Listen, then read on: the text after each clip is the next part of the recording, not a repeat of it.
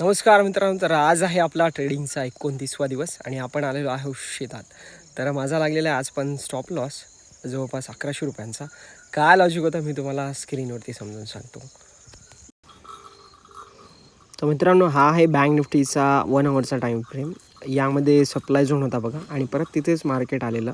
तर आपण short side position म्हणून येते, बट इथून मार्केट थोडं अप साईड गेलेलं आहे आज. HDFC बँक 2.5% अप असल्यामुळे आणि आपला SL हेड झालेला आहे. तर माझी जी पोझिशन आहे तुम्ही पाहू शकता. तर यामध्ये बघा 1100 रुपयांचा लॉस झालेला आहे. आपण जवळपास 113 रुपयाला बाय केलेलं होतं, तुम्ही ऑर्डर्समध्ये पाहू शकता. आणि सेल आपण क्लोजिंगला केलेलं आहे 3:25 तर जवळपास 1100 रुपयांचा लॉस झालेला आहे. आणि आपलं अकाउंट 11,400वरून आता 10,258ला पोहोचलेलं आहे. तर बघूयात, आजपर्यंत आपले 30 दिवस कंप्लीट झाले, पुढे काय होणार.